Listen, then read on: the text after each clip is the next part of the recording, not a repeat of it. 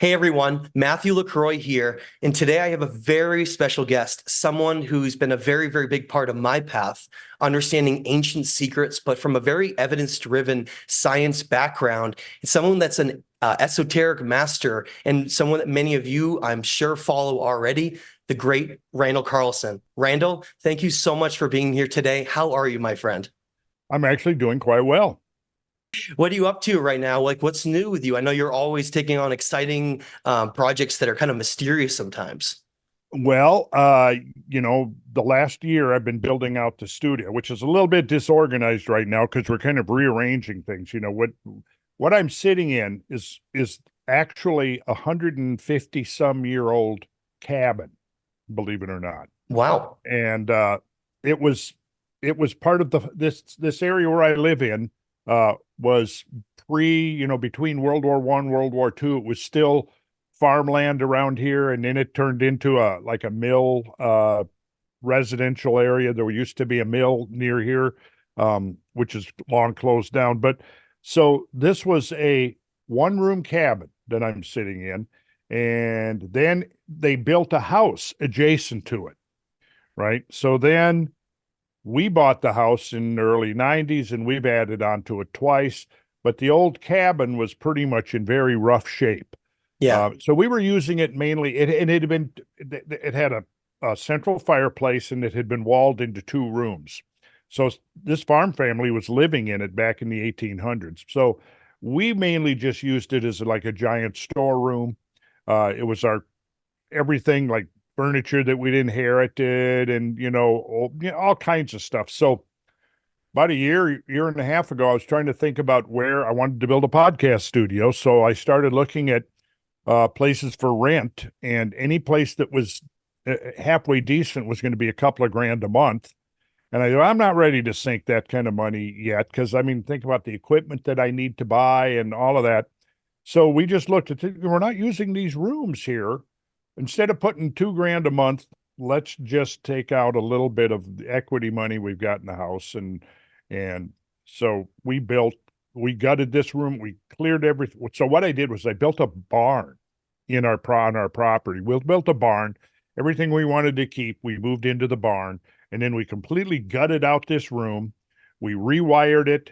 We insulated it for sound. We put new windows in, hang the drywall, new floor, shelves, everything. Got it finished in the fall, and then we started putting in the equipment, the cameras, the lighting, the microphones. We built. You can't see it, but after a break, we've got an octagonal conference table here that we built. Wow. I've done my first in-house interview several weeks ago, sitting at this conference table, and so yeah, so it's right now it's basically finished. We've just got to do a little bit of organizing, um, changing. Once you get it set up, you go, okay, now this isn't optimal. We need to make a few changes here. So it's kind of in that stage right now. I think we bought all the equipment we need, so we're good to go. We're Right. ramping up the game, and I've got worked out a deal with Rumble. If you have ever heard of Yeah. Rumble, the Yeah. free speech platform and all of that. So we're going to be going with them. They're going to be hosting the new podcast, so I'm excited about that. We're going to be in some good company there. Can you give a Um, shout out for what your podcast is called for everybody on here to listen? yeah. Well, my existing podcast, which we did 108 episodes with my buddy Brad Young and Russ and Kyle, the Serpent Yeah. Brothers. Yeah. I'd like to meet them Yep, sometime. I haven't worked with them yet. you will. Those guys are great. I Yeah, love they're working very with cool. those, I hanging appreciate with them. them. Yeah, but they just got back from 6 weeks in Egypt. Um, well, what we ran into was when we first started the podcast, like what was it, 3 years ago, 4 years ago? We were all had different schedules, and it was fairly easy for us to get together every week and record episodes. But as we proceeded, everybody kept getting more and more busy. So as we got busier, it became harder to do the weekly episodes. So we got up to 108, the magic number 108. We took a break. Those guys went to Egypt. Brad Young went to Egypt. He's back now. Um, but so what I decided to do is we're going to keep the Cosmographia going, but because we're probably only going to be able to record them once a month or so, what I did is, well, I'm going to launch a new I've got the studio, I've got all the tools. I'm going Yeah. to launch a new podcast. And so I've got 4 episodes now in the can. We've got in the next 2 days, I'll be recording 2 more.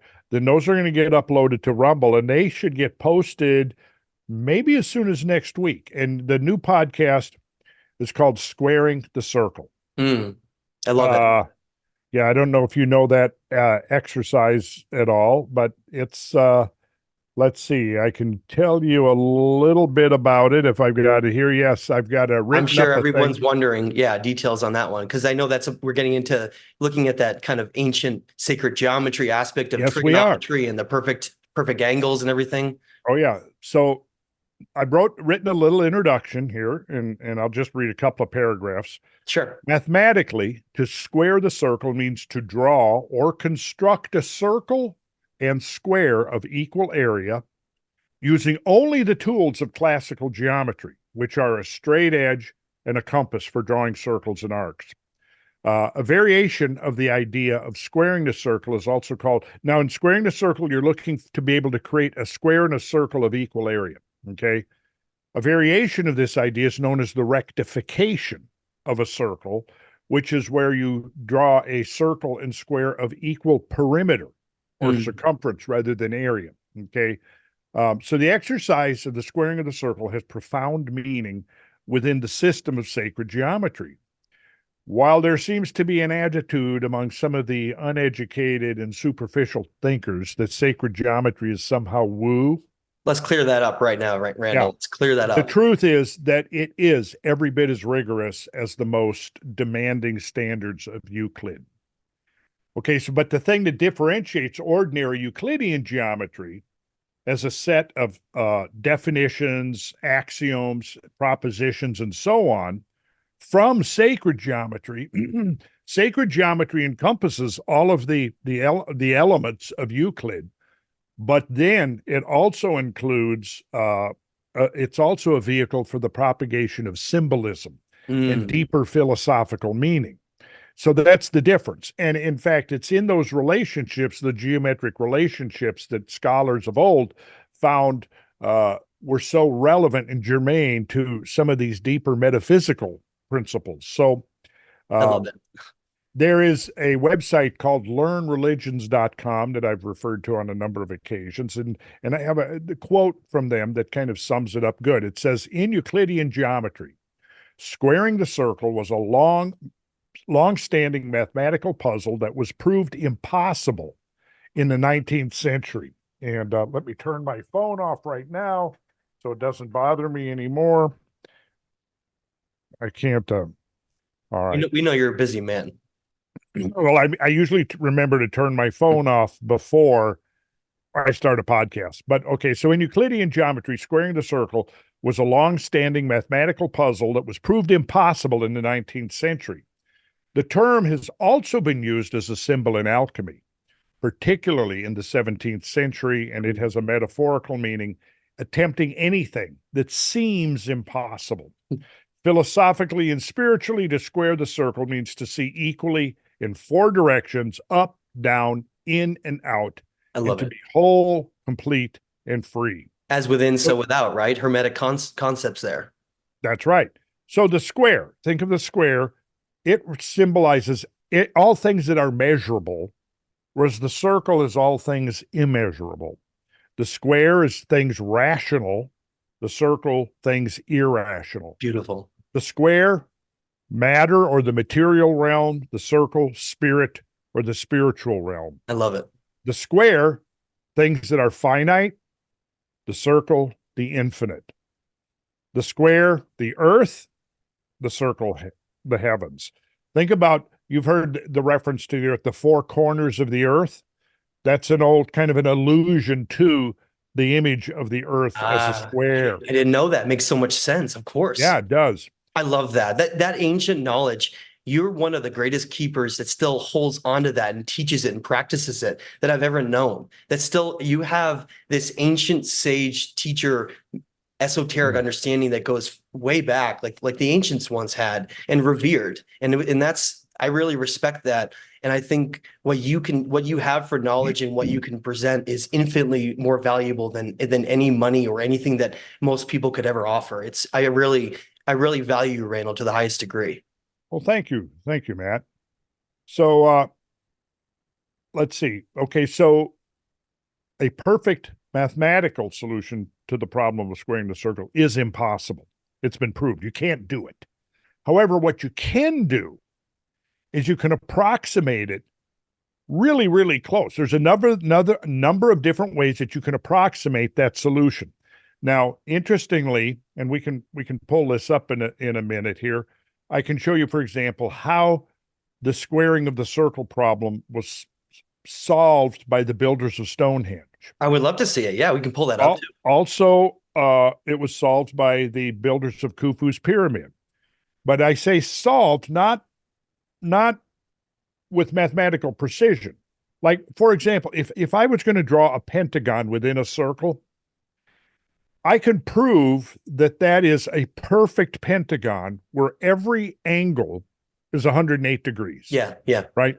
Now, it's because of the nature of the relationship of a circumference of a circle to its diameter. You know that you can have either the diameter or the circumference be a whole integral number.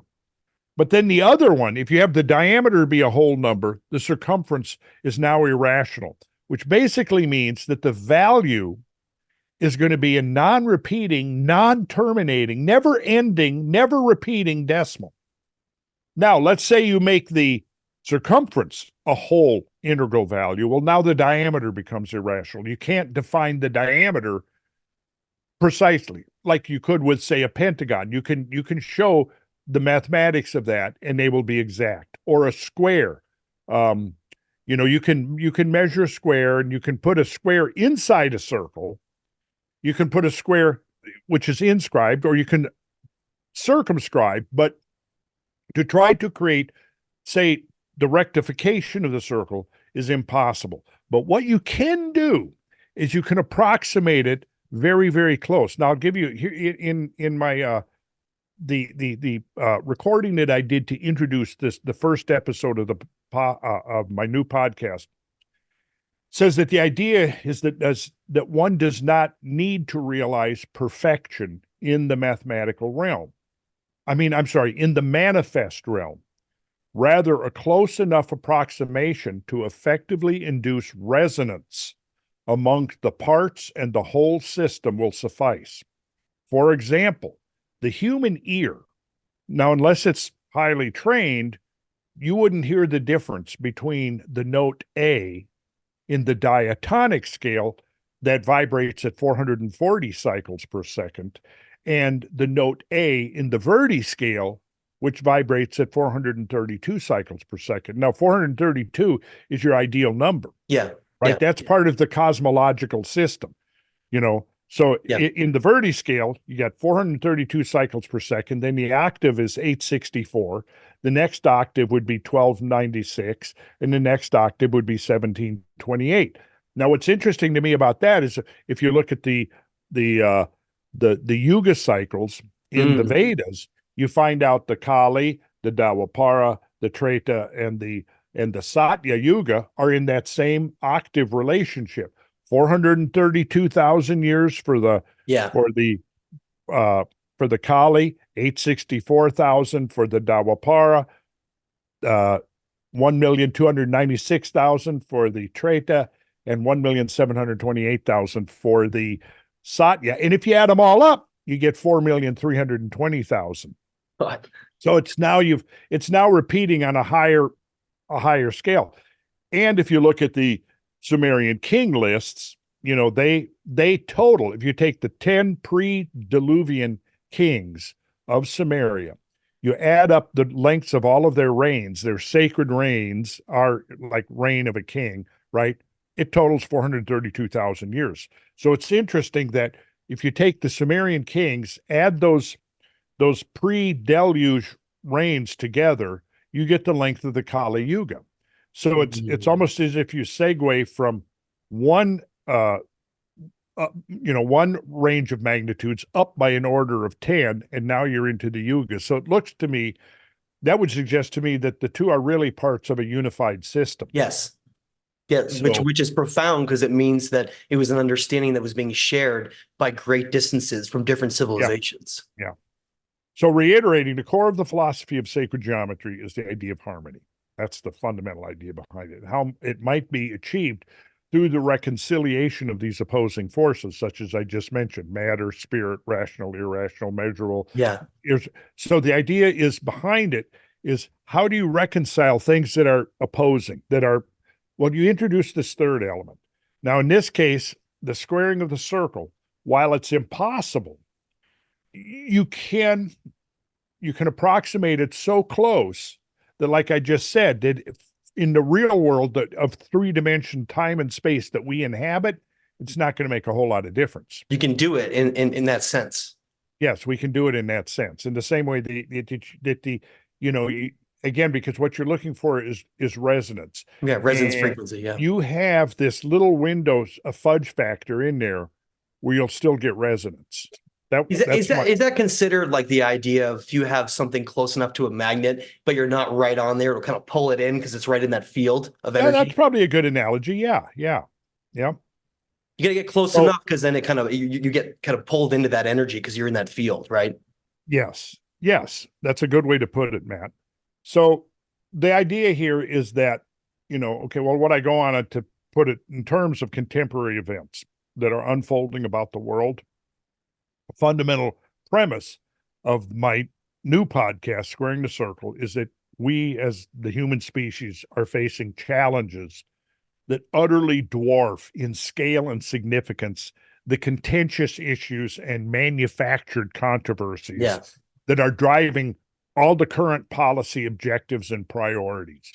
So the problems before us do seem at times impossible of solution. And yet, because so much of the chaos and turmoil afflicting the world today is the result of our own actions, human actions. Yeah. Our human actions can also then be applied towards the solution of these problems. And that is, as long as our consciousness is engaged in a higher level and we don't succumb to things like complacency and cynicism, fear, and despair and fear. Exactly. So, so that's beautiful, Randall. It describes everything. It's beautiful. Thank you. So again, part of my approach then is that, we're living a culture of 15-second sound bites. We've kind of degenerated to that and diminished attention spans. It's true. So it's imperative to encourage a deeper awareness and discussion of those issues, which literally the long-term survival of our civilization might actually depend. I agree. The problem we've got, one big problem in my mind, is the dumbing down. Mainstream media, educational institutions, and government propaganda are all devoted to dumbing us down and keeping us distracted with matters that, from the big picture, they're both insignificant and irrelevant. I'm calling it a lot of noise, kind of distracted. A lot of noise, from absolutely. The greater aspect. They keep us distracted with a lot of noise. So in this podcast, I'm rejecting this tactical promotion of ignorance by agenda-driven factions, while employing the tools that science and nature have placed within our hands, such that we have the potential to affect a major upgrading of human intelligence and awareness and consciousness. Beautiful, Randall. Beautiful. I mean, I couldn't have said it better myself.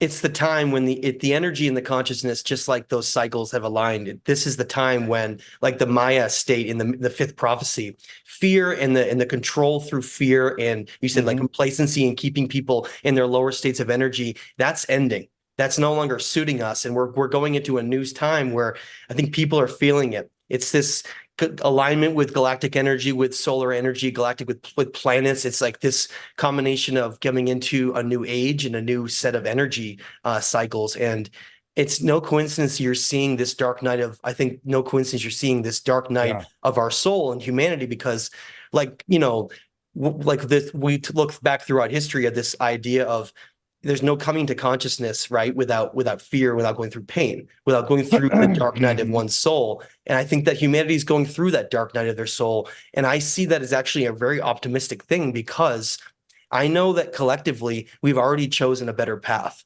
And I'm very confident that even though there's a lot of noise out there and a lot of distractions, those who are helping to push the narrative forward have their hearts and their minds in the right place. Mm-hmm. I believe that. I believe that. But there are people also, though, who are going to try to exploit whatever is going on for their. So we have to be alert. That's the thing. We have to be alert. I definitely think that the idea of sitting back and just allowing things to happen is over.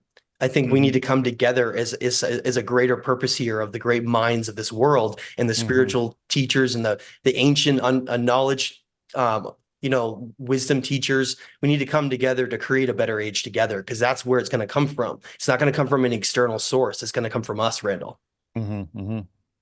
So let's talk about talk about cycles. I love cycles, Randall. You have a presentation for us today, right? Well, I've got some stuff I can pull up right now, and Fantastic. I will do that. Let's see here. We'll go to screen number 2, and I will share.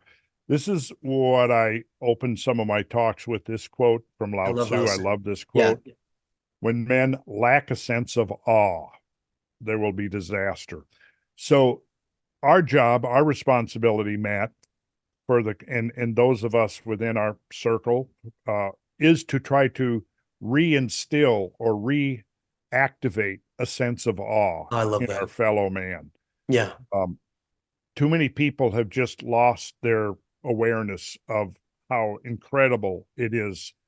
The world that we inhabit, the existence. For me, like it's summed up. There's a large farmer's market near where I live here, and it has a huge parking lot where typically, like, my wife and I will go there, around this time of every day, or not every day, but a couple of times a week. And, the sun is going low in the sky in the west, and we'll get out and go in and shop and come out maybe, and it's getting near sunset, and you just get this open, we living in the city here in Decatur. There's one nice thing is there's lots and lots of trees everywhere. Yeah. But it kind of obscures your visibility of the sky. So going to the farmer's market, one of my favorite things about it is this large open parking lot where you get this great panorama perspective of the sky. Of the cosmos. Yeah, and I'll come walking out of there and I'll just look, and it'll just be some breathtaking, with the clouds in the west and the sun breaking through and the sunset, and then I'll just stand there like you're in awe. You're in awe, of the sheer beauty. These people will be coming out, and it's like they're just looking down. They don't like. I want to say stop for a minute. Just grab them. Be like, look out there. Take it in. Yeah. And think of, the analogy, it's kind of like the Plato's cave analogy. I'm thinking, okay, suppose you had been raised from infancy up to young adulthood in a closed-in room, and you never saw the outdoors at all. You never saw the sky. You never even saw a tree, a brook, or a river, running water, anything like that. And then on your 21st birthday, they open the door and they let you out. Can you imagine? You walk out, now you see the sky, the clouds, the sun, all of that for the first time. You would probably not even be able to handle it. That's literally what it's like for me every day. Just want to point That's what I'm getting at. Yes, that is a state of mind that it can come naturally, but you can also cultivate it. Yeah, you can remind yourself, Randall. Sometimes I remind myself, if you're in a beautiful place, I'm like, am I appreciating it enough? It's like a state of awareness. Yes. All right, well, let's look at a few things here. So I'm going to scroll to the next slide. This is from the Gospel of Thomas, which it's not one of the canonical Gospels, but it's got some great stuff in it. Okay. So written in Coptic Greek in the 2nd century of the Common Era. And this is words attributed to Jesus. The kingdom of the Father is spread out upon the earth, and men do not see it. Recognize what is in front of your eyes, and that which is hidden from you will become plain to you. It's beautiful. I love it. Yeah. Spread out upon the earth, and men do not see it. Randall, why do you think that is? That's a complicated question. Do you I think have that some people are born with that inherent like absolute awe and then others just haven't developed it yet? What is that? maybe because as far as I can remember, I've just been enchanted Me with, too. Me too. well, for one thing, I got to say, I was very privileged to have to grow up in a rural Yeah. environment. In nature, like you had nature. I had nature. I had nature right, out my front door. We had property in rural Minnesota. Our property bordered a lake. Um, we had woods, we had meadows, we had open rolling land. Our neighbors were farmers, and yeah, we had I consider myself very privileged to have grown up in a rural environment. Yeah, And so very I do early on, too. the love and appreciation of the natural world around me was part of my natural orientation to life. So Um, important for grounding and to bring you in the right level, I think, for development in your life. yes. And too many young people today have not had that. I mean, I could go out at night, and I knew where I could find the North Star. I could see Orion, the Big Dipper, Cassiopeia. I knew a lot of the constellations, and there'd be times, when you could just see the Milky Way, which is Mm. just incredible, Yeah. just so impressive. But, there are young people today who are, like of college age, who've never seen the Milky Way Because there's too in a much light clear, pollution where they are. yeah, yeah. And I think part of the antidote, Matt, is we have to start with the younger people who, the whole education system now is just basically about dumbing Yeah. people It's an down. industrial education. Yes, it's industrial education, and now it's about brainwashing and putting all of these things that are essentially distracting, children and young people from uh the things that really matter. Yeah. Yeah. So uh let's go on here. Okay, so this is one of my favorite symbols. Uh, this is the tympanum, it's called. That's this area here that's above the door on the west facade of Chartres Cathedral. And what you have here is a seated Christ. He's holding a book in his hand, left hand. It's been broken, but you can see that the book is locked. You see this? Yeah. Yep. And this is the Vesica Piscis right here, It's, by the way, which that's is the same cross as Ionis, just so you know, Randall, behind his head. yeah. Very interesting. Yes. Yep. There we Yeah, go. yeah, go Yeah. ahead. Yeah. So there it is, right? That cross has The Knights deep. Templar or Red Cross is what it's most commonly referred to as. Yes. Yes. That's exactly the cross that it is. That's, mhm. And the construction of this cross is a geometric exercise, as a matter of fact, that you learn in sacred geometry. And the Vesica is the symbol. I mean, it's the first proposition of Euclidean geometry. Mm. So the whole edifice of geometry emerges when this Vesica, which is the overlap of two circles, such that the circumference of one falls on the center of the other. Two Mm. circles of equal radius, so that the center of one falls on the circumference of the other. And then that overlap is the Vesica. And from that, you can generate both the equilateral triangle and the right angle squares. And the whole edifice of geometry then emerges. So you think of this Vesica here as almost a gateway, a portal Yeah. between worlds, and geometry emerges from that. And in the classes that I do in the workshops on sacred geometry, that's what we start with.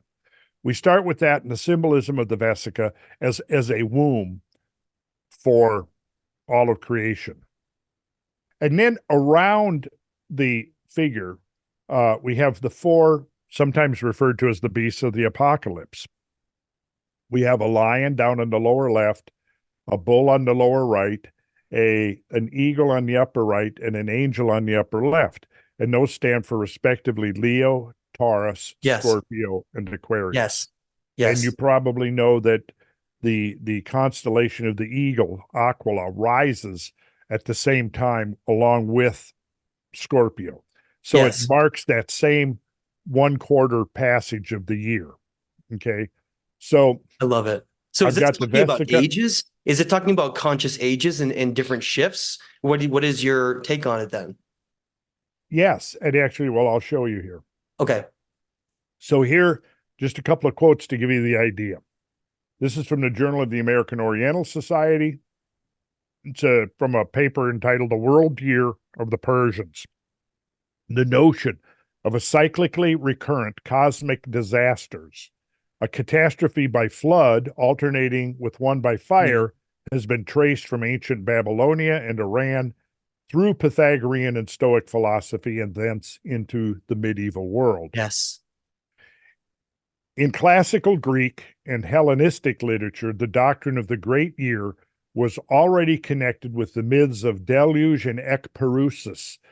These catastrophes were supposed to return periodically when the planets came together in certain signs of the zodiac. In the Persian system, we still find the deluge connected with a conjunction of the planets. Now, Exactly. deluge, of course, is destruction by water, and Yeah. ekparousis is destruction of the world by fire. And you can see at the root of that word, pyrosis is, Yes. pyro, which means fire. Then from one of the great books that I always have recommended for years that people read to get introduced to this idea of cyclical events and so forth is Hamlet's Mill. The Greeks still had the old idea, but they asked themselves questions about it. What moved was the sky, but questions about the sky posed abstruse problems. The greatest was, of course, the slow motion of the tilt of the sky described above, which went through a great year of 26,000 years. Okay, Exactly. so the Greek astronomers had enough instrumentation and data to detect the motion, which is immensely slow, and they saw that it applied to the whole of the sky. Hipparchus in 127 BC called it the precession of the equinoxes. Just for people listening, it's precession, not procession. It's because the vernal equinox, all of the celestial motion that we witness from the earth, from the apparent position of the sun from day to day and throughout the course of the year, the moon and all of the planets is all moving from the west towards the east. But the equinoxes are moving from the east towards the west. So they're moving in the opposite direction. This is why it's called precession and not procession. I love that, Randall. Thanks for clarifying that. And I love the Yes. last statement you have underlined there, by the way. That's amazing. Yeah. There is good reason to assume that Hipparchus actually rediscovered precession and that it had been known some 1,000 years previously, and that on it, the archaic age based its long range computation. Certainly more than 1,000 years. I can tell you that, Randall. I would say, well, yes. Now, this was written in 1969. So for 1969, this was actually ahead of its time in terms of He doesn't want to get thing. too castrated for saying something's too crazy, right? Right. But I would say it's much older and longer ago than 1,000 years. For sure. These are great, Okay, Randall. so Thank you. here is the basic motion, is that it's Earth's axis, kind of doing this hourglass Little shape, dance. Yeah. doing this little dance, this circular dance. And so right now, this would be Polaris, our the north pole, if you were to project it into space, is pointing very, very close to the star Polaris. That's our North Star, right? Yeah. Now, halfway through the cycle, 13,000 years ago, or 13,000 years in the future, the precessional axis will have swung around, and it will be over here on the opposite side, and the pole star then will be Vega. Yes. And this tilt is about 23.5 degrees out of the vertical. Now, when I say vertical, what that is perpendicular to the Earth's orbital plane. The Earth's axis is not perpendicular to its orbital plane. It's tilted 23.5 degrees at present. And that does wobble a little bit. Okay. Can I ask you a question on that, Randall? I think Yes, this is really absolutely. important. Okay. Absolutely. So when we look at a lot of the ancient structures around the world and how they're aligned to, true north, we find obviously most of them are off by 23.5 degrees. Does that give the at least a working conclusion or something we can at least play with that says that during the Younger Dryas events specifically, that during that event, whatever those sequences of either cosmic impacts or coronal mass ejections, whatever it was, a combination of things, did it shift the Earth 23.5 degrees that previously wasn't? I don't believe so, only because the physics is really, really complicated, and the the force that would have to be applied to the Earth to cause a 23.5 degree tilt would probably also destroy the Earth in the process.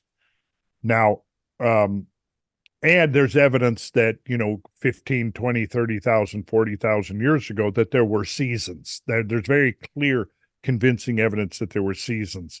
The seasons are a result of the tilt.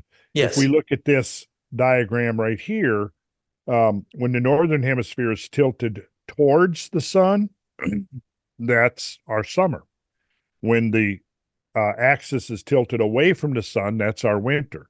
And then, of course, it reverses for the southern hemisphere. Now, the change in seasons leaves very clear imprints in the geological and Organic matter, right? Especially if you get areas of forests, like broadleaf forest. absolutely, yes. For example, yes, it does. There's multiple different ways that you can demonstrate seasonality going way, way, way back. So that would tell us that, the Earth's tilt has been, now it does shift by maybe as much as a degree to a degree and a half. And that is part of one of the so-called Milankovitch forces Yeah, yeah. that can change the amount of radiant energy from the sun reaching the surface of the Earth. But this is another diagram to help explain. Oh, this is cool. So in this one, I'm showing the white circle is the celestial equator. And if you could imagine the Earth's equator projected outward into the heavenly vault, and there are a huge invisible plane, and that plane is defined, if you can picture this mental exercise, you got a rubber band that's attached to the center of the Earth on one end, and the other end is attached to the center of the sun. And as the Earth goes around the sun, that rubber band sweeps out a plane. That is the Earth's equatorial plane projected into, I'm sorry, that's the, back up. That is the ecliptic plane being swept out by the Earth's orbit. Yeah. But because the Earth's axis is tilted by 23.5 degrees, if you project the equator out, it is also going to be tilted 23.5 degrees to the Earth's orbital plane. Does that make sense? Yeah. What? No, no, Okay. but let me ask you though, why is then why is the great year even created? Like, how did that even happen? Is it a celestial counterpart that created that? Because it Well, seems we know, but I mean, that's one of the mysteries, because really what it comes down to is one of the fundamental mysteries of cosmology and astrophysics is, what was the origin of the angular momentum? Why is everything spinning and orbiting, rather than just randomly vibrating? and how does the moon, how did the moon through natural processes of accretion happen to perfectly develop the right size to fit over the sun during eclipse events? Well, that's a Isn't that very a interesting possibility question that within I've nature? pondered for years without coming up with an answer. And interestingly, it does appear that the moon has been much closer to the Earth, and we've actually been able to measure that it's drifting a little bit every year. It drifts a little bit further away from the Earth. So this relationship between the proportionality, what it is, it's a proportional relationship between the diameter of the moon and the distance to the Earth, and the Yeah. diameter of the sun and the distance to the Earth. So the sun is 400 times, excuse me, 400 times bigger than the moon and 400 times farther away. But how does that happen randomly, Randall? I've got to ask you that. How? Well, see, that's that. I mean, you're getting down there to some of the fundamental unanswered cosmological questions. If I you mean, had the a random assumption of mainstream science is, well, whatever, it is random. But is it? I mean, I don't know. I don't know, because you're dealing with things that are so fundamental to creation of the universe yes. itself And I don't have an answer to that. Okay. It's an odd place to go because you have to be careful because you can lose credibility if you go too far. Mhm. That's a very finite area to explore is the moon. And I can tell you that even looking at like the Russian studies where they're looking at crater depths and how Yep. the crater depths in the moon never get past a maximum depth, even if no matter how large the Yep. impact area is. How do you, I don't want to get too far, but how do we explain something like that? Is the moon some kind of an artificial construct for like the perfection of life here with the tides and everything that's going on here? I mean, Well, you could say, to me, it's like, well, first of all, the moon has to be an extraordinarily rigid body. That's evidence from, again, like you just said, the ratio of width to depth of craters. They max out at about 3 to 4 miles in you'd have to depth. have some kind of a metallic or some kind of a shell, right? Or something underneath the surface. Well, there's something that, yeah, the moon is an extremely rigid object, and we know that because of the one-to-one spin orbit coupling, the synchronicity between the moon's orbit and the moon's rotation on And its axis, and which how are do you think precisely synchronized. and how do you think it's possible that when we, after like the Apollos, when we blasted the moon with one of the shuttles, do you Mhm. know the year on that? Well, I know we planted seismic detectors on the moon. I think it was 1972. Right. And so during that time, they crashed a whole shuttle into it, like crazy Well, impact. I think it was the lunar, I think it Yeah, was yeah, the yeah. The lunar lunar module. module. And then like, how do we explain the idea? I don't want to go down too far down this, but how does it make sense in the physics world that it could have rang like a bell for like Mhm. 3, 4 hours? Yeah, or even 6 to 8 hours. Yeah, 6 to 8 hours. Thank you. Yeah. How is that possible? Well, it gets into some interesting acoustical physics Right. that I don't think I could really talk about too intelligently at the Yeah. moment, but it has implications for the interior structure of the moon.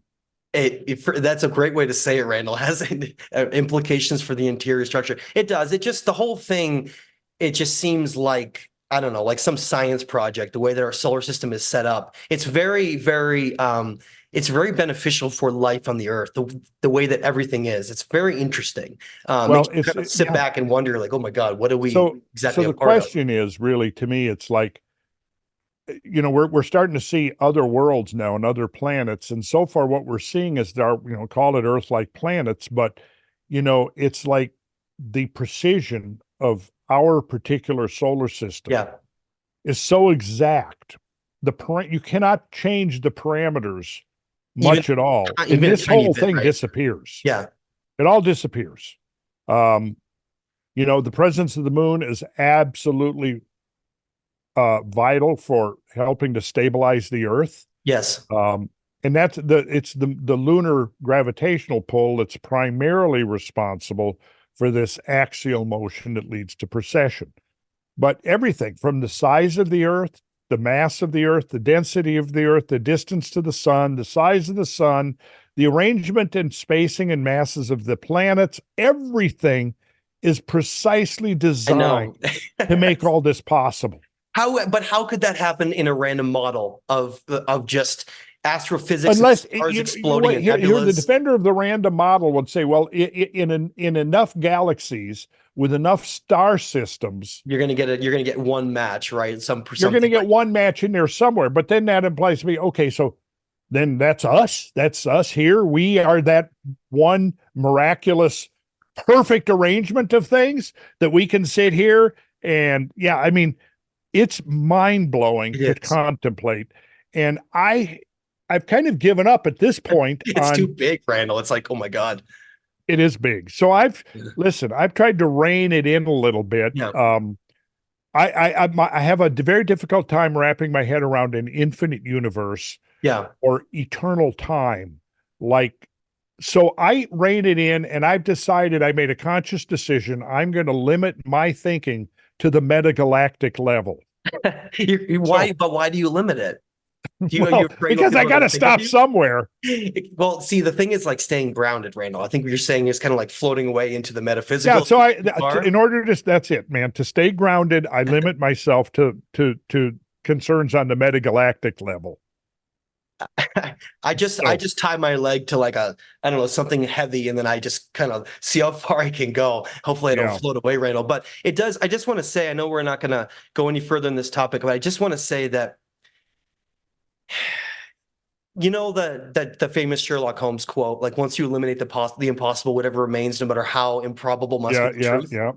Well, it seems to me that the only thing that makes sense, and I'll just say this so that you don't have to be the one to say it, is that it seems that our solar system is part of an intelligent design and that it's way too perfect to be random in any way, including the moon, the distance to the sun, the planets. Everything seems like such a fine-tuned mathematical perfection that even if it was slightly off, like you said, the whole thing would kind of collapse and planets would crash into each other and everything would just be destroyed. So it really brings up the question of why, first of all, why is it intelligently designed here and why not everywhere? Why is this so special? And and we just so happen to be humanities here, like with all these higher consciousness and connections to the universe. And like, we're like, who are we? Are we something greater than we understand? And we just happen to be in this perfect little like science, experiment of our solar system. They're like, it's like almost like, well, let's see what happens if we create a perfect system to then have life flourish, but not only life, like a higher conscious form of life that has a lot of potential. Like, let's see what happens with that kind of recipe, right? And I'll just leave it Hmm. at that. Well, yeah, we're getting into some real, you know, epistemological and ontological questions here about the very nature of existence, the nature of being, how this all came to be. I've I won't say struggled, but it's a kind of thing where I've gone into that and have not reached any definitive conclusions and just have to back away sometimes, then come back to it, these bigger questions. But I've kind of come up with a sort of a model, if you will, that Mm. that there is higher intelligent life in the universe.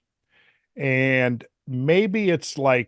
it takes maybe it takes a galaxy to produce one world system like the one we Mm. inhabit. That makes sense. It's not just everywhere because it's so much energy and so important, right? Yeah. It's a focal point. But why on the outer perimeter? I mean, if you so look at the Milky Way galaxy for center, right?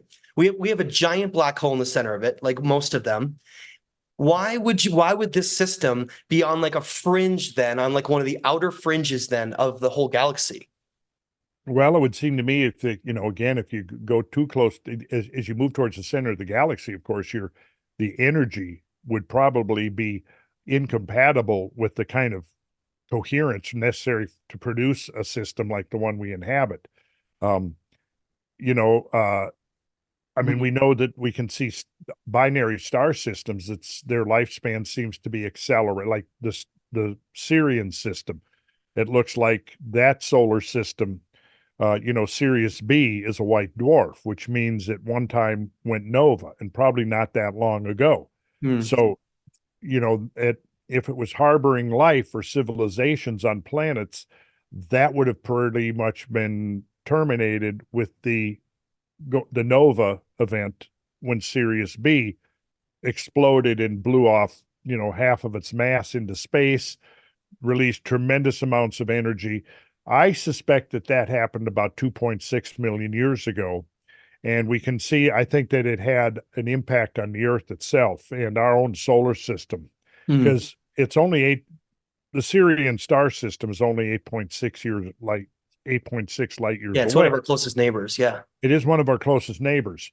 And the massive explosion that would have occurred with the Sirius B going nova, to me, and the things that I've learned and read would suggest that it had to have an impact on our own solar Maybe system. that's what created the 23.5 degree tip wobble or something that was Well, see now maybe we could go back to 2.6 million years, which if you go 2.6 million years, that's 1,000 precessional cycles, interestingly.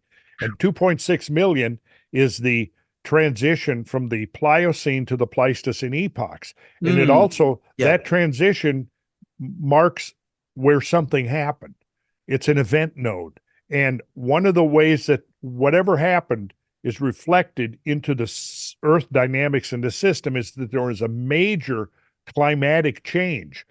And that climatic change, we went from a relatively stable climate of the planet to being this oscillation back and forth between glacial and interglacial episodes. Yes. And it is that itself that characterizes the Pleistocene from the preceding Pliocene.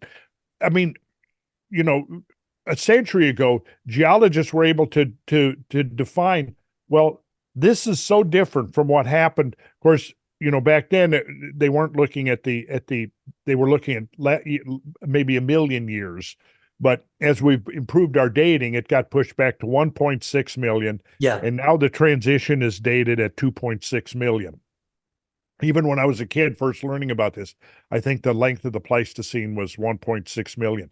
But regardless of the length of time, what characterized it was the planet started lurching back and forth between glacial and interglacial modes, and which it wasn't doing in the late Pliocene. So something had to have triggered.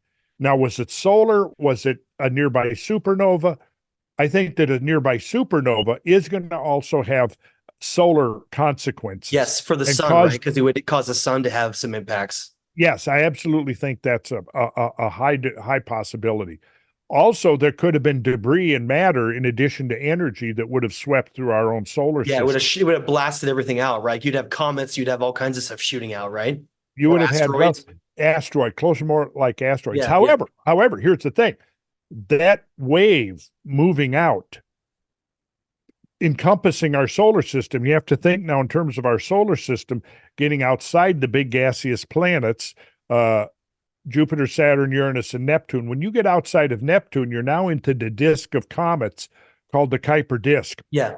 And those comets are in quasi-stable orbits. They're picture that it's slowly, I tell you, I'm going to stop sharing just for a minute here, and then we'll come back to this diagram. But if you think of this, the cometary realm outside the orbit of Neptune, more or less laying in the Earth's orbital plane, the plane of the ecliptic, slowly rotating, but very delicately balanced because there's very few forces out there that are going to perturb them.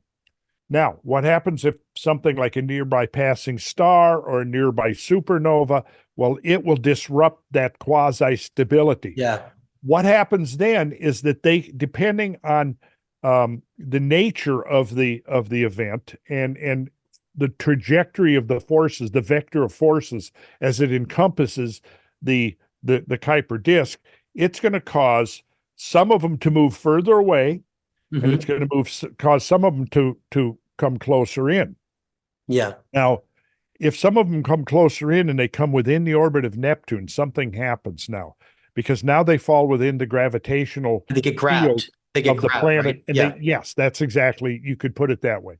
And it turns out that the four outer planets are, if you were going to design a system, Matt, to transfer comets from that outer zone out there, you know, half a light year away, coming in to the inner solar system, you would have to have a series of planets that were precisely the size and distances, spacing that the four outer planets are.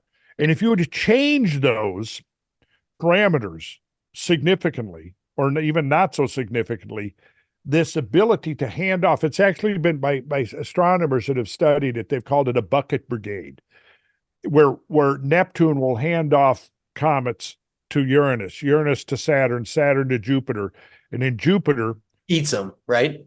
Yeah, well, can eat them, can throw them back out into, you know, outside into a trans-Neptunian orbit, or it can send them sunward, where they now potentially become what Earth a protection grid for Earth. Well, it works both ways.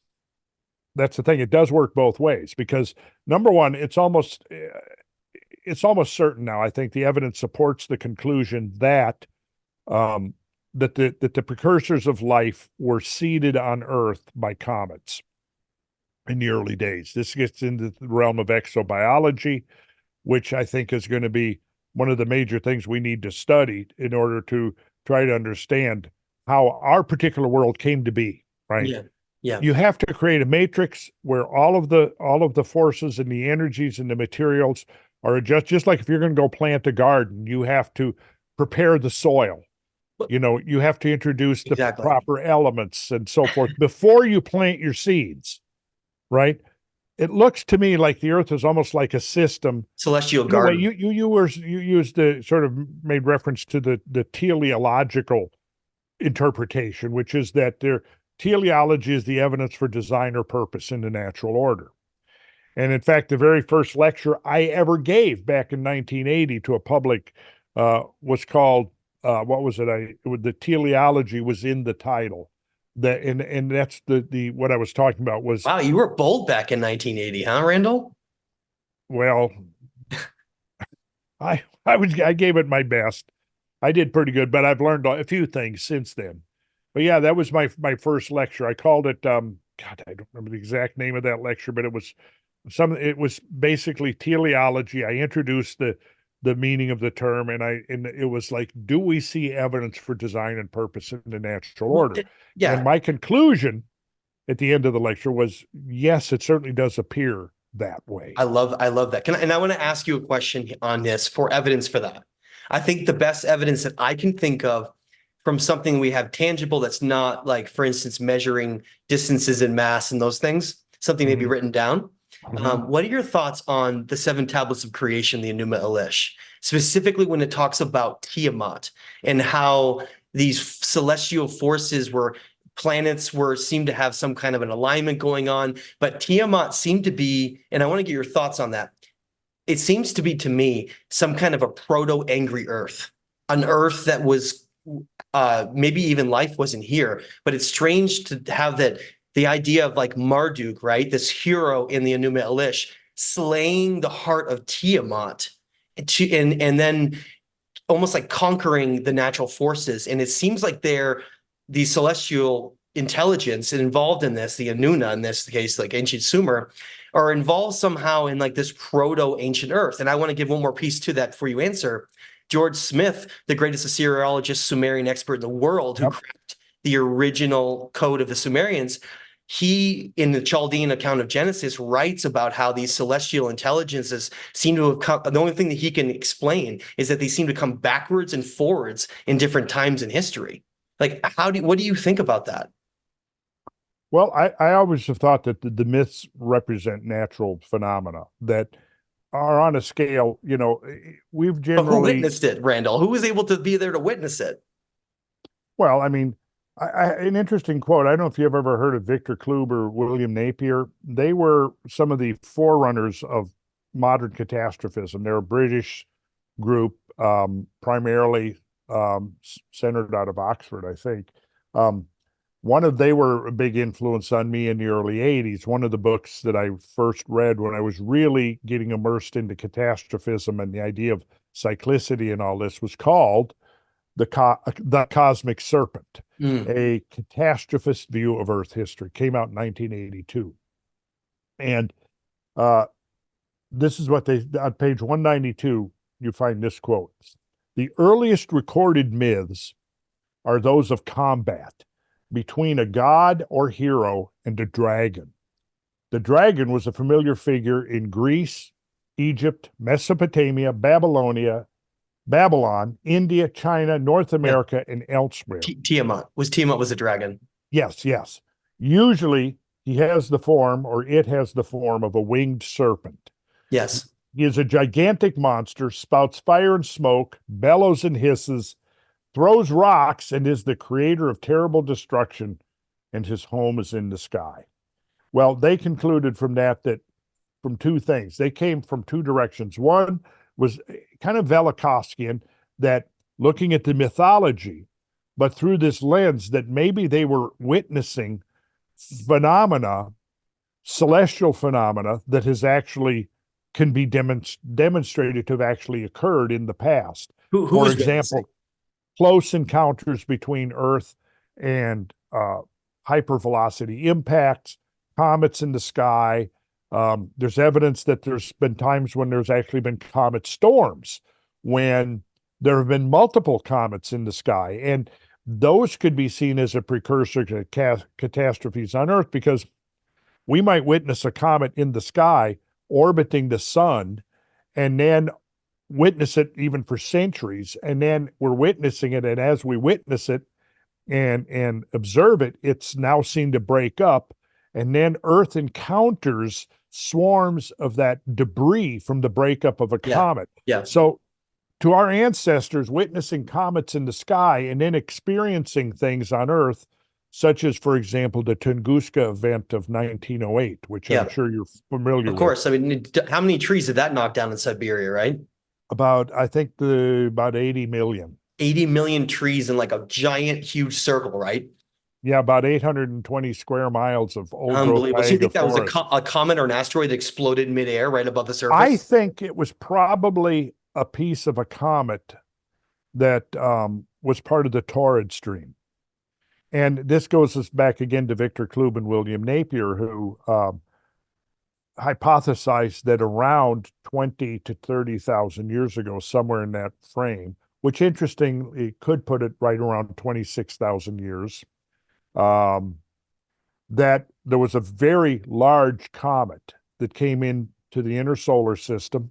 It might have been between 50 and 100-mile diameter nucleus, which is huge. That's massive. Right?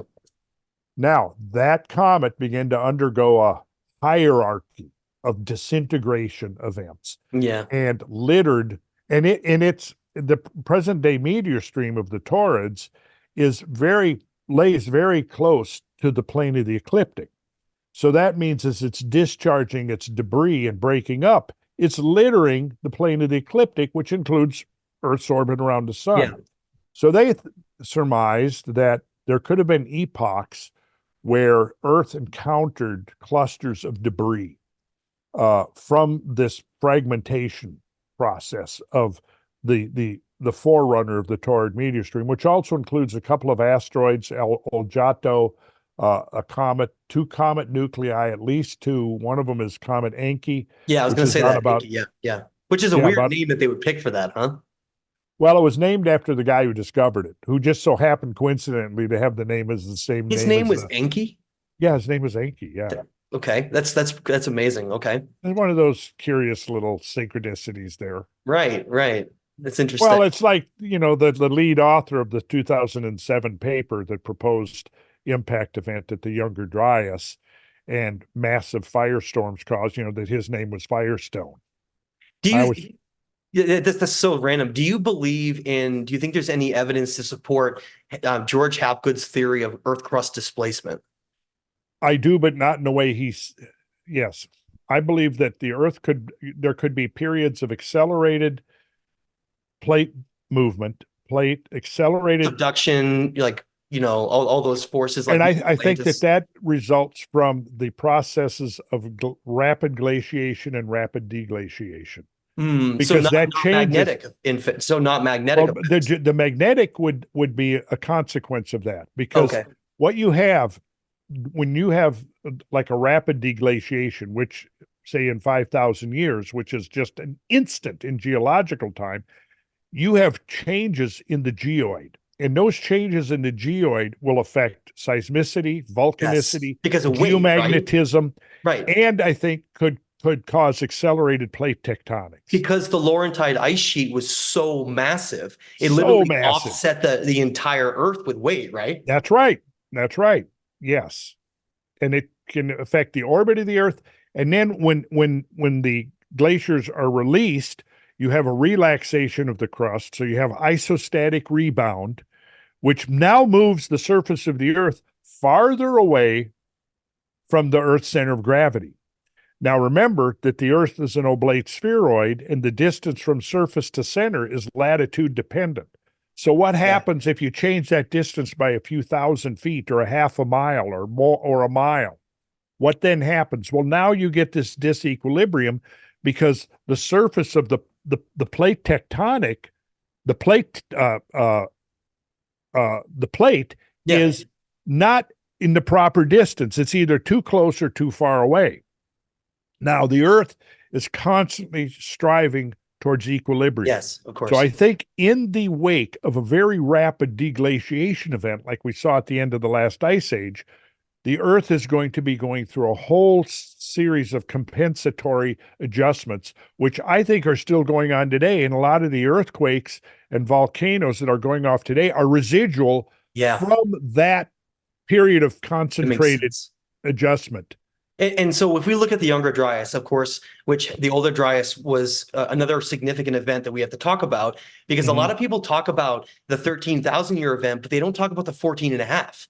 Right. Because that I do. 14 you do, which is why I wanted to bring it up. Because so the older Dryas should be combined with the younger Dryas because don't they seem to be part of the same event? Because to me, Well, if I look at the 14,500 year event that led off to this massive spike we see, right? This runaway of the spike we see that then led to a massive drop. Is I think that it coincides with like Edward Toll finding a giant alder tree in New Siberian Island in it could 1901. be. Yeah, it Like could be. it's like this out of nowhere warming, out of nowhere. And so what do you equate that to? Do you think that that's a cosmic impact or like a solar event that caused that spike at 14 and a half? Well, so far, to my knowledge, we've not seen evidence of an impact at that horizon, but it may Yeah. be a function of not having really looked yet. The problem is that really is kind of what inaugurated the rapid deglaciation. That was the Yes. first big meltwater pulse called Yeah. 1A, right? So there was something very energetic that happened at 14.5, Just 14.6. out of nowhere, just an unbelievable spike. Yeah, unbelievable spike. Then there was yeah. So then the ending of the ice age, the transition from Pleistocene to Holocene, involved a series of rapid fluctuations between warm and cold, warm and cold. Yeah. And the older Dryas was a cold because it's named after a polar wildflower, Dryas Hmm. octopetala, Hmm. which is cold loving. And so it was first discovered in the sedimentary layers in northern Europe during the peak of the ice age, and then it disappeared because it was warming It's in too this warm for it. period. Yeah. Yeah, it was warming in this period called the Balling and the Alarod, which were the two substages that were between the sandwiched between the older and the younger Dryas. Yeah. But then it rapidly came back at around 13,000 years ago, Yeah. and So that two was, major events, right? Would you call them two major events? yes, I would. Yes, I would. And And then the ending of the Younger Dryas was catastrophic at 11,600. And mhm. what happened there? To my knowledge, there may have been recent research that I'm not aware of, but to my knowledge, I don't know of impact proxies found at 11.6 or 14.6. Well, but shouldn't we take what Solon said with like a high degree? I mean, if we think about what Solon said, I know you know this well, isn't it fire and then water? Wasn't that the order of how it was described? Well, I don't recall so much Solon, but that was part of the Greek tradition that Yeah, we the just Greek referenced, traditions. the, Yeah. the deluge, uh, which was cataclysmos in the Greek. You Greeks remember one deluge, right? But there have been many, mostly of was in fire and water. Isn't that the quote? Yeah, well, those are the two agencies of global destruction, fire and water. I don't recall Solon saying anything necessarily they altered back and forth, but there is that tradition. Yeah. However, Yeah. when we look at the Younger Dryas, what we do see is evidence of fire followed Yes. very rapidly by evidence of deluge. Yes. Now, okay, so I want to ask you this question. 14,500 years ago, you get an unprecedented spike that corresponds with huge CO2 and methane spikes.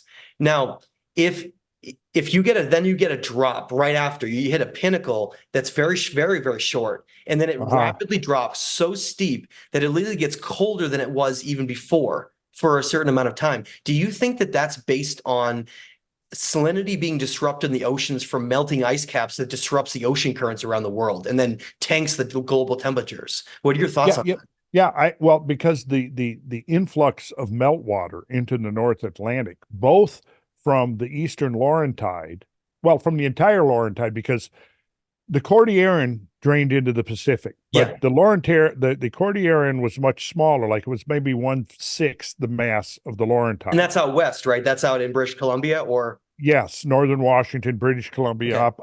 up into Yukon and parts of Alaska. Now, Laurentide was about, one way to think of it is this: the Cordilleran was about the size of the ice mass now over Greenland. Oh, The that's so Laurent crazy to think about. the Laurentide was about the same as the ice volume covering the South Pole in Antarctica. Absolutely. And I think let's just stop for a second for people, because that means that if you're standing in like northern Maine or Quebec, right? Yep. How much ice would you have had above your head, Randall, 14,000 years ago? Standing in Quebec, over a mile, Over a mile of ice, over a straight mile of ice. moving slowly and creeping across the ground, the earth, and just basically grinding up the earth, but subducting the entire land masses down and creating like a pressure, right? Oh yes, yeah. You will, yeah. And in the thickest part of the Laurentide ice sheet, it might have been like a mile and a half thick, maybe about 7,000 to 8,000 feet thick. Oh, so like almost 2 miles thick in some places. It could have been that big, there's still a lot of controversy over the thickness of it, and part of it is the isostatic rebound but it's led to different. There's a minimum and a maximum. I think the maximum puts it up closer to 2 miles. The minimum less than a mile and a half. I usually think about a mile and a half. Yeah, it's still massive. Um, It's unbelievable. I'm going to show a quick share screen here Please. again, so we can. This is only the Western There you Hemisphere. go. This Thank is you, North Randall. America. This is showing roughly the distribution of the ice. It's not showing the sea levels, which were lowered. This is the modern coastline here. But So of if course, people are when you wondering had, why there's no evidence for ancient civilizations across Canada, this is your reason across northern United States. yeah, now anything that might have been up there in terms of human habitation prior to the arrival of the ice, you had two things. First, the arrival of the ice, then the rapid melting of the ice. Between those two, the glaciers and then the flooding, there's not going to be anything left that You would you would be grind able it to down, right? identify as human Yeah. habitation. Yeah. Right. Now you might find bits and pieces here in sediments. Like, I mean, megafauna remains are found up in there, and they're usually found in gravel deposits, which is water deposited. Randall, I want to ask you just one more question, because I've always wanted to know this. Why is it because of the pole positions, but why is it that Alaska and Siberia was largely ice-free? Is it because the North Pole was in a different place? Well, interestingly, if you were to shift the North Pole to the center of Hudson Bay and draw a line around it, that marked the equivalent of our modern Arctic Circle, it would almost perfectly encompass the So it, Laurentide it ice proves sheet. that the North Pole was in a different position during that It event. doesn't prove it, but it suggests it. Yeah. And I'm I consider the idea that is kind of Hapgoodian in a sense. Not that this shift occurred in a few years, but over 10,000 Well, we years. can at least take the core of what he said and we can expand on it because he had some good ideas there, didn't he? Oh yeah, yeah. Yeah, and that's one of the mystery. I mean, like if you look at this, you'll see that large portions of Alaska are not glaciated. And if you cross, the Bering Land bridge up here, which was wider than Alaska itself, Yes.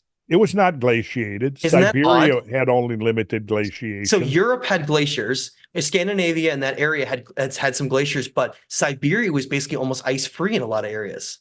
Yeah, that's right. That's right. It was. That's so So bizarre. That's so odd. And I guess it really speaks to the idea that the Earth was in just a different position and pole-wise, or at least suggests that, like you said. so that's sorry about that. I thought I'd turned the volume off on that. No worries. That's Malcolm Bendel calling me from London. He's the inventor of the thunderstorm generator. So he's probably got some updates. Okay, well we can wrap it up here, Randall. Total, so you can get to your awesome meeting. Say hi for me, by the way, because I love the technology of what you're doing there. And can we just jump over really quick Yeah, to there we go. yeah. Okay. Interesting. We can wrap it up so you can go talk to Malcolm. But one of the things I want to just mention is that I've showed Randall a lot of images of Ionis from Turkey And that the cross and some of the symbols there, one of the things that Randall and I have been talking about is the possibilities of some of that could be relating at least somewhat to plasma technology, or at least what we see with this symbol we see with Indra in Yeah. India, and some of the comparisons we see with Haldi in Turkey and Lake Von. Very interesting there. And so Randall's work in plasmic technology and understanding using the sun maybe have huge implications on these mysterious lost civilizations around the world, right, Randall? Yeah. Now, that's a good place to kind of wrap this up. And we can certainly jump back in with a follow-up conversation in the near future. Yeah. Because there's so many things to unpack here. But yeah, there's two questions. One, okay, so archaeologists tend to dismiss the idea of there being any kind of advanced Of civilization in course. prehistory. And you can kind of sympathize with them because, for one thing, where is the what so the evidence is, well, where is the evidence? What are you looking for, though, for evidence? I mean, if there was a civilization 20 or 30 or 40 or 50,000 years ago, what would we be looking for? I mean, for example, if we had the onset of an ice age now, and somebody 15,000 years ago was looking for the evidence that we were here and built this civilization that really is only, 3 centuries old, really, when you look at it. I mean, we're primarily just an agricultural based global economy 300, 400 years ago. We don't build a Um, lot with stone either. We're actually pretty limited with our stonework. yeah, yeah. And so what would you find of our presence here 20,000 years from now, 30,000? You wouldn't find really much of anything. Traces is what you would find. Actually, megaliths, right? If you had really, really well-made megaliths. Yes. Now, see, the thing that you would do to preserve evidence of your presence would be, one obvious choice would be megalithic, very large To stones. last the test of time with very hard stones that are at least 6 to 7 on the Mohs hardness scale. That's right. You got it. So, and that is exactly what we see. And then confronted with the mystery that, and see, I just don't understand how archaeologists can be so dismissive of there being an alternate narrative of It's going to history. change, Because for Randall. one thing, We're going to change it. I yeah, guarantee when it. you go out and you start seeing the impunity with which ancient peoples all over the world were able to handle these gigantic stones from 50, 100, 200 and up ton stones, Yeah. that would tax the ability of our modern industrial civilization. Yeah. But we're supposed to be thinking, hunter-gatherers, foragers, subsistence farming. And wait a second, you're saying this is a subsistence farming culture, and in their spare time, they decided to quarry and move 100-ton stones? You have to have It a highly doesn't advanced make culture. any sense Yeah. at all. No. Now, you could say that there might be one idiosyncratic culture that, for whatever, they were insane and they wanted to quarry 100-ton stones and build out of it. Okay, they're the oddballs. There's the exception. They're the anomalous. They're the outlier. But that ain't the case. We see this all over the world. Yes. It was like this was a common effort on the part of ancient cultures all over the world to quarry these huge stones and move them around, and it just doesn't make sense. I've been a builder for 35, 40 years, and I've had some experience with moving large, heavy weights, and I can tell you this. If I was there and I had a tribe of people of a few hundred or even a few thousand, I wouldn't be going, hey, we're going to quarry 100-ton stones, 50-ton stones, transport them overland 100 miles. No, I wouldn't do that. How would you? I mean, it doesn't make sense. Unless you're looking for a specific resonant frequency and a hardness scale of those stones, right? Some kind of an energetic yes, signature. and now that gets us to the possibility, which would be a future conversation, is I think when we start looking at the infrastructure of the ancient builders, we find consistently a number of things. We find siting is not random. No. It's intimately related Perfect. to the structure of the earth where it's built. Its latitude and position on the earth is not random. Its orientation to the sky is not random. I love Its that. geometry and proportioning is not random. There is a consistency to it that looks like they were all working from the same set of architectural standards. Exactly. And adapting those standards to, okay, Eastern woodlands, well, we got timber and earth, so we're going to work with that. Like the Mississippi or Ohio builders. Yeah. Yeah, we've got limestone. We'll work with that. in the Middle East, we've got this. In Great Britain, we've got sandstone and we've got rhyolite. We'll work with that, right? But again, the geometry, the geomancy, that is the sighting on the Earth, all of these things are non-random. And we're seeing that there's a consistency, there's a system at work here. Yes. And now what that does is it challenges to explain the origin of that system. And it brings up a question. Are these people somehow being inspired by something that's totally within, that independently the builders of the megalithic structures in England the British Isles decide, hey, we're going to build these big structures of stone. And then down in Peru and Bolivia, they're deciding, oftentimes at the same time, hey, we're going to build these these structures using big stones, right? Or in Indochina, where they built all the incredible temples and things. Yangshan Again, Quarry and the Tomb of the General in China are unbelievable megaliths. yeah, unbelievable megaliths. Yeah. So did these people all come up with this independently, some kind of inspiration? Or did something, I think it's a combination. I think there's an inherent consciousness in humans that resonates because we ourselves are sacred geometry. Yeah, we're Right? perfect. We ourselves are composed of materials and minerals, and we are geometric organisms, right? And our consciousness, I think, is ultimately geometric in its orientation. What I think is that there is something, it's a combination of internal and external, but what you need is an external something to A teacher. catalyze it. Yeah. Is the catalyst is what I A think traveling the term sage, perhaps, right? A group of traveling sages, perhaps. Well, right here in Georgia, north of here, where I used to go hiking all the time, there's a mountain up there called Blood Mountain that was sacred to the Cherokee Indians. And it's probably not there anymore. But at the trailhead where you went up the mountain, now I'm going back to the 70s and 80s when I was hiking up there, um, there was a sign right at the trailhead that talked about the Cherokee legend of the Nunahai.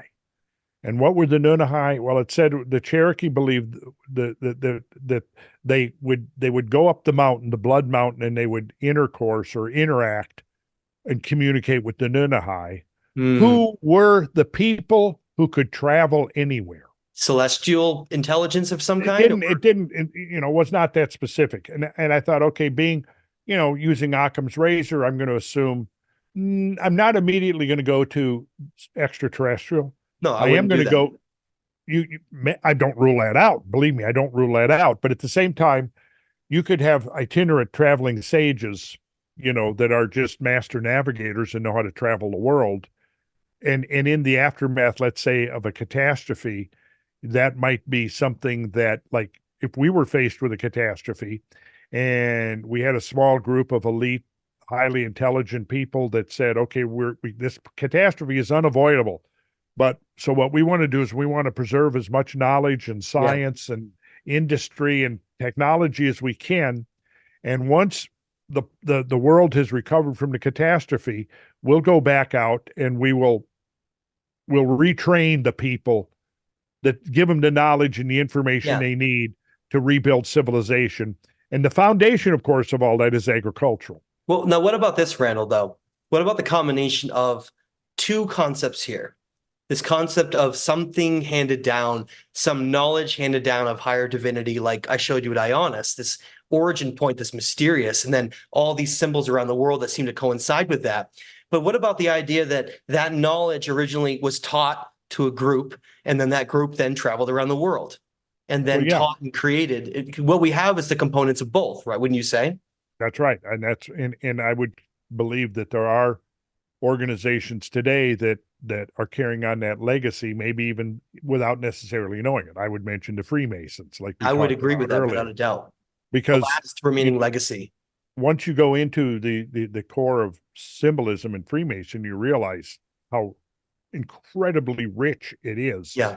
And having unpacked some of it, I mean, I know that I've only really scratched the surface of it, but I've seen enough there to believe that yeah, this is very much a legacy from our deep past. An ancient code, an ancient legacy of knowledge and an understanding, when you call it, that was being passed down from very deep antiquity of the nature of the unfinished nature of perfecting humanity and their moral structure, their consciousness, their balance with the earth, their understanding of higher processes and laws. And that seems to be something that, would you say, ebb and flows, where we see evidence of like highly developed civilizations like we see in the ancient deep antiquity before the Younger Dryas potentially, which is what they built all these things. And then we see this knocking down and having to find our way back up again to that level of understanding. But what's fascinating to me is that you mentioned that the only way to last the test of time, there'd only be one way you could have anything survive, right? Writing only would have to be cuneiform, because paper would be gone in 500 to 1,000 years. So cuneiform would at least enable you to etch in stone or clay, and you could have that last a few thousand years. But even then, that's not enough, right? You would need No. megaliths that are so tough and are Yep. so well built that not only could they survive earthquakes, but they could literally survive the test of time. But what would they leave behind, Randall? It's like breadcrumbs, right? And you told me that when we had another meeting a while ago, and I really resonated very deeply. You said something like, instead of thinking this is all random with these things around the world, it seems like they're left behind for us to put it all back together. Yeah, yeah, that's what it seems like. And it's kind of like what you're doing is you're spreading the breadcrumbs so far and wide that even if half of them get lost, obscured, or erased through the vagaries of global change, or War, all those deliberately, things. Yeah, conquering. Yeah. there's still Yes. going to be enough. It's like this. When we were kids, the analogy I use is, and I'm sure you did this, played connect the dots. You'd get your coloring book and you'd have to connect the dots, and you couldn't figure out, hey, this is a rhinoceros, until at some point Yeah. you make that final connection with a dot, and then you go, okay, I see it. It's a Yeah. rhinoceros Yeah. or a giraffe or whatever, right? Right. Well, now the more dots you have, the easier it's going to be, then the quicker you're going to be able to see what Exactly. it represents. But that is kind of how I look at it. The dots are spread around the world.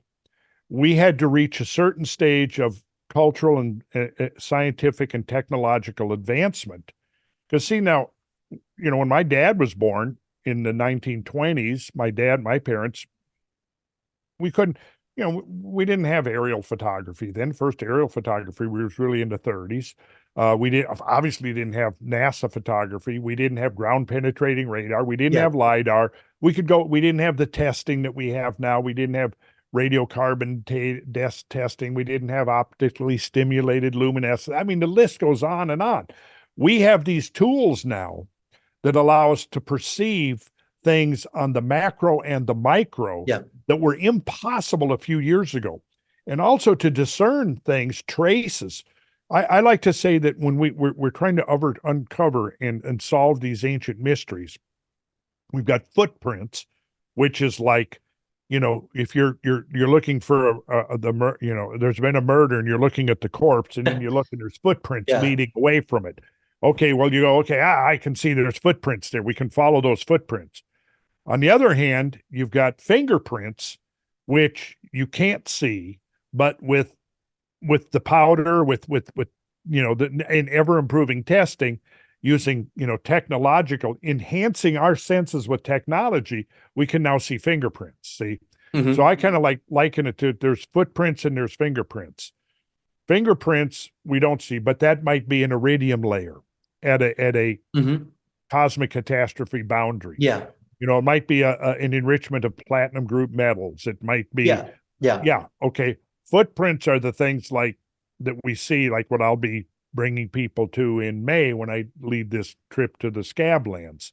Here are the footprints on a mega scale. And in fact, on such a mega scale that it took a half a century for mainstream, even though they were proposed and correctly described by J. Harlan Bretz in the early 20s, it took another 50 years before mainstream science could see it. Well, they're so big. I mean, you'd have to have that kind of like when you look in Montana, you have some of the ripple marks from Yeah, massive waves that on the ground you might not know what you're looking at, but if you go above and use technology, you're like, oh my God, look at that's that. exactly it. That's exactly, I mean, you know, generations of people walked and rode horseback and plowed and everything on these giant ripples without knowing what they were. But Because then they're as too soon as big, you get right? above and you Yeah. look at it, now see, this was Brett's amazing ability, was that he could see these things without being able to fly over in an airplane. And I've flown over most of the scablands in small planes, and when you get up there 3,000 feet up, boom, Then you you really know, see it. You see you the see it. landscape, and you can almost envision, with your geologic background and alluvial understanding, massive amounts of water just flowing across the landscape and creating those Oh giant. yeah, yeah. In Camas Prairie, western Montana, um, you think of it this way: think of a river. Now, what's the deepest river on Earth? I don't know, maybe a couple of 100 feet.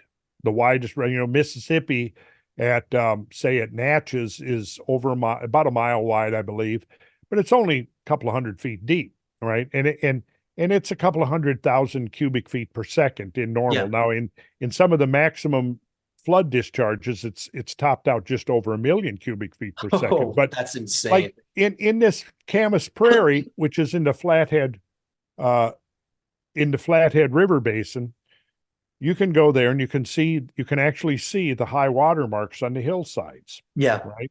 Yeah. Now, you can look at those high water marks, and at the high water marks, it's 5 miles across. And those water marks are 1,400 feet above the valley floor. Wow. 1,000 feet deep, the water. 1,400 feet. That's incredible. 5 miles. Picture a river 5 miles wide and 1,400 feet deep. That would be able to move anything. And that seems like why we find really mysterious megaliths in places like Peru, where there are staircases upside down on these Mhm. massive, massive, many, many, many multi-ton boulders. It makes me wonder if something like these huge events with water are just literally tossing these stones like they're Yeah. not even heavy. It's hard to, yeah, I don't know. And I would have to look at those, but clearly there are, there is a stone out in the Rocky Mountain front in Alberta called Okotoks, which is the Blackfoot Indian term name for it. It simply translates as big rock. That sucker, it's a hard metaquartzite. It weighs 18,000 tons. Wow. And it was transported from its source, which is up near Jasper National Park. It's the two mountains is Mount Robson and Mount Edith Cavell, where you find the same type of metaquartzite. And it had to be transported over a couple of 100 miles to That's its present incredible. resting place. And here's the really wild part. Its origin was on the west side of the Continental Divide, but it's now sitting on the east side of the Continental Divide. That is, talk about the force that was needed to move an object that big, that That's far. right. I mean, I mean, it's that's why almost when we wrap our head around the megafauna that were like went extinct across the northern hemisphere from both climatic events and these changes, it's no surprise that we lost a significant amount of megafauna and potentially most of these civilizations around the world that we're looking into at a deeper level, right? They just kind of everything just mysteriously kind of disappeared. Well, yeah, and I would say this too, that North America lost about 75% of its megafaunal species, but so did South America. So did That's South America. Now, you figure this, that there were more megafaunal species in Ice Age North America than there is today in the Serengeti Plain of Africa, which is where you find the greatest concentration of megafaunal species. yeah. But coincidentally, it's also the place on Earth where the extinction of species was the least. Yeah, so they preserved it's more like a little snapshot of how big the Yes, animals of our ancient world used to be, that's um, right. in That's right. relation That's to exactly right. a changing earth and a changing climate. I mean, like you want to talk about a terrifying animal? How about a sloth bear? One of those flat-faced bears that was like three The, times the size of a grizzly bear. And they run at like 50 miles an hour or something. I don't think I'd want one of those after me. Those talk You wouldn't about stand much frightening. of a chance. But yeah, when you start thinking about, our ancestors going back 13,000 to 20,000 years ago, say, I mean, that was a very, very different world that they inhabited. Dangerous world, huh? Yeah, well, dire wolves, Oh my God. the saber-toothed cat, the Yeah. giant American Pleistocene lion. I mean, the list goes on. Yeah. Well, it's amazing to just think that that wasn't even that long ago. I mean, we try to Well, wrap our heads around the idea 13,000 years ago is like a blip in geologic time, that's and yet right. all these massive creatures are gone. They're gone. And we're The like thinking number, to ourselves, what else could be gone? If they're gone, right? If all of those species are gone, then how easy would it be to destroy a civilization around the world? yeah. And the number of species that went extinct, Matt, megafauna. Now, to define megafauna for people who are listening, that's about 44 kilograms in body weight and up, which is about 100 pounds. Yeah, yeah, The like a number of moose, right? Yeah, bigger than a species moose. that went extinct, megafaunal species, uh, you know, 13,000 years ago, give or take a millennium, the number of species that went extinct was roughly equivalent to the number of megafaunal species that inhabit the earth today. Wow.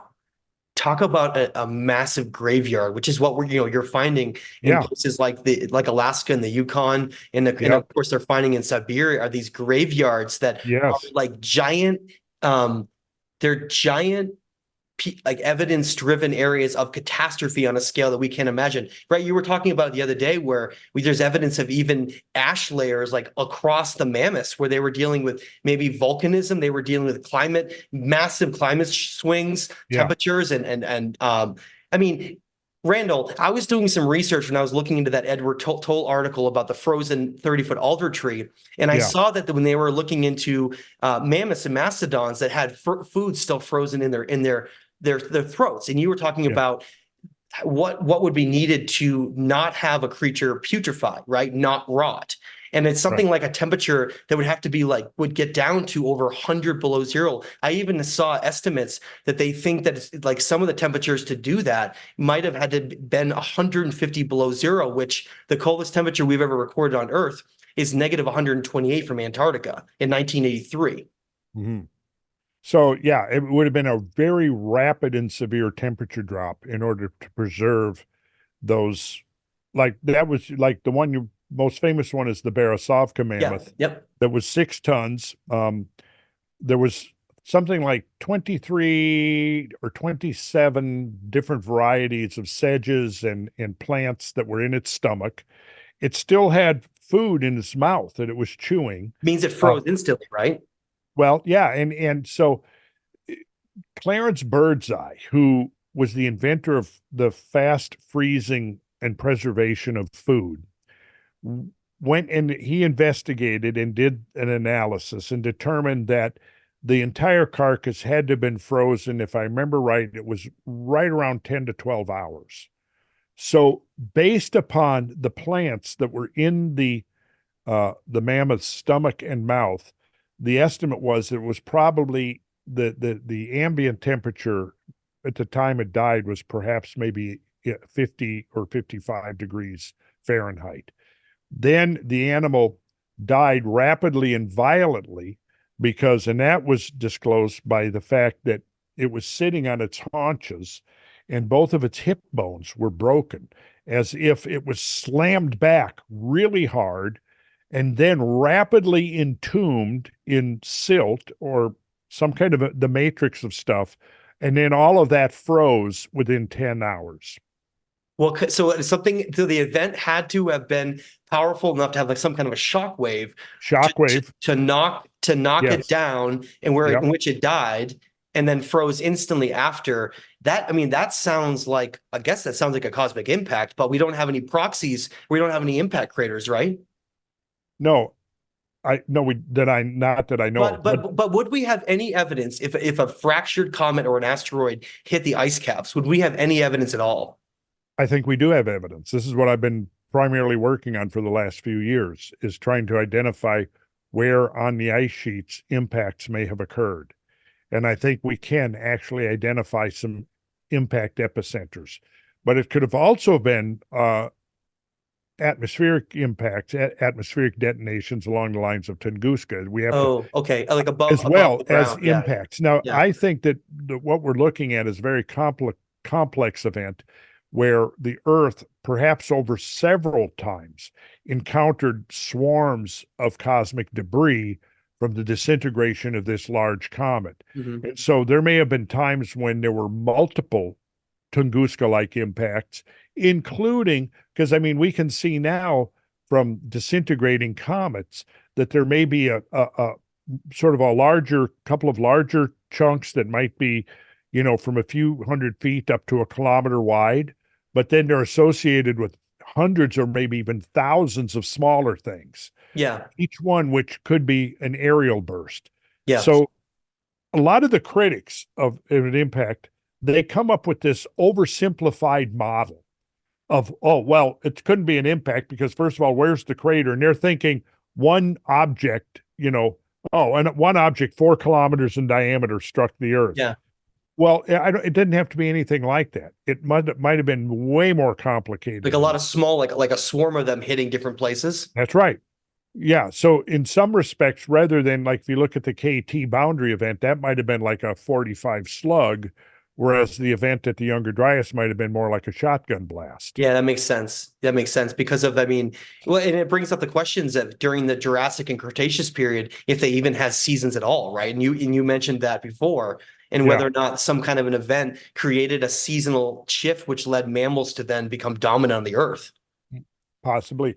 That's an interesting line of research. At what point did we first really begin to see the effects of seasonality? I Yeah, haven't really done that research to see where we can say, okay, definitely here we're now seeing evidence of seasonal change. well, we know that during the Jurassic and Cretaceous, we had evidence through carbons that have been deposited of massive forests that were obviously based on high concentrations of CO2 and different Yeah. things on the Earth. So clearly, it was a different environment entirely, Oh yeah. the Earth. But CO2 might have been 1,000 to 2,000 parts per million, just it's like which plants is where it's like going a to giant fuel greenhouse, right? massive. Yes, that's right. That's right. Well, And anyway, that's another good conversation to have, is because I there's know. so much misinformation and disinformation about climate change out there, the role of CO2 and all of that, Yes. and we've got a whole younger generation that's grown up now hysterically afraid of a carbon dioxide induced catastrophe, which is just ridiculous. Maybe they should look at some ice cores and stop being so afraid. That's right. I saw one of an ultra left wing website that recently I was looking at, and the main guy was attacking, the climate deniers. And as I listened to the guy, it was just almost funny because he was so appallingly ignorant Yeah. of the actual sciences. And he says, well, the ice cores proves that blah, blah. And we know that, and going on like that, somehow that proved the carbon dioxide triggered climate crisis. Yeah, but we weren't around with industrial ages. That doesn't make any sense.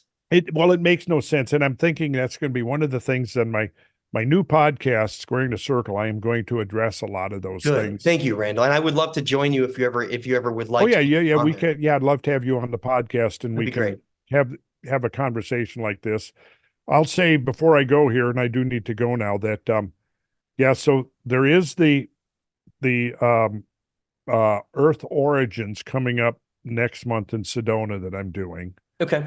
with Robert Dakota, and we're going to have we're going to probably do an outing into the Hopi lands with a Hopi guide to some of the places we've been before are pretty interesting. Some of the petroglyph places that Yeah. are on the Hopi lands, you can't go to them without a Hopi guide.